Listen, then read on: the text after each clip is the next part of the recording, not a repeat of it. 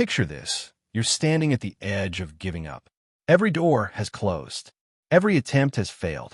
The weight on your shoulders feels too heavy. You've told yourself just one more try so many times that the words don't matter anymore. And in that moment, when surrender feels like the only choice, something shifts. I want to share a story from post-war Japan that changed how I see struggle.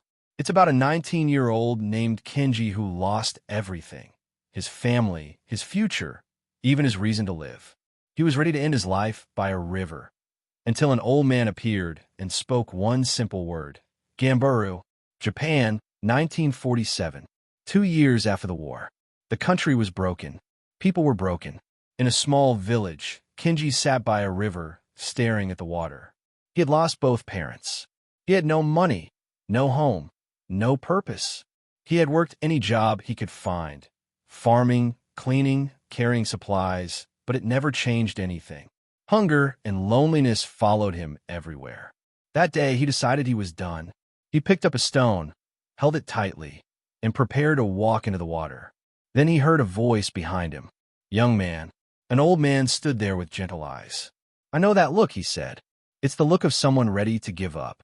He sat beside Kenji and told him that after the war, he too had lost everything and stood at a river ready to end it. Kenji asked what stopped him. "A word," the old man said. "Ganbaru." Kenji frowned. "Everyone says that. Do your best. But I've been trying. It's not enough." The old man shook his head. Ganbaru doesn't mean trying hard to win. It means to persist even if you might lose. To honor your effort, not the result. To show up one more time, even when everything feels useless. He picked up a stone and placed it in Kenji's hand. This stone survives rain, wind, and the river. Slowly, it becomes smooth and beautiful. Struggle shapes it. Your struggle is shaping you too. He asked Kenji for one promise. Ganbaru for 1 week. Just 7 days. Don't aim to win. Just show up. Kenji agreed. The next day, he woke up and whispered Ganbaru. He worked as usual. Nothing changed, but he showed up. The second day, the same. On the third day, a farmer asked him to help fix a fence. Kenji worked with full effort. The farmer noticed and invited him back. On the fourth day, more jobs came. People started saying, "That young man works with dignity." On the fifth day, a merchant offered him steady work. On the sixth day, Kenji realized something. He felt stronger. Not because life got easier, but because he was different. On the seventh day, the old man returned. "My life hasn't changed much," Kenji said. "I'm still poor, still alone. So why do I feel different?" "Because Ganbaru doesn't change your circumstances," the old man said. "It changes you. And when you change, the world responds." Kenji cried, not from despair, but from hope. He worked at the merchant's shop for 2 years. He saved money and learned the business. Later, he opened his own shop. It struggled, but he remembered Ganbaru and kept going.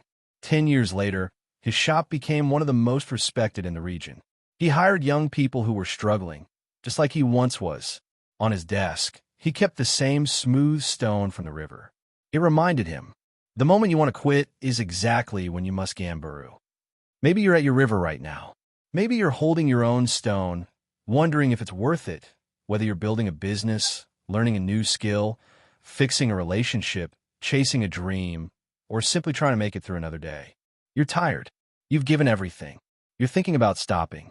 But what if this moment is the moment where persistence matters most? What if you're 1 week away from a breakthrough you can't see yet? What if your struggle is shaping you into the person you're about to become? You don't need to know the whole path. Just show up tomorrow, then the next day. That is Ganbaru, and that can change everything.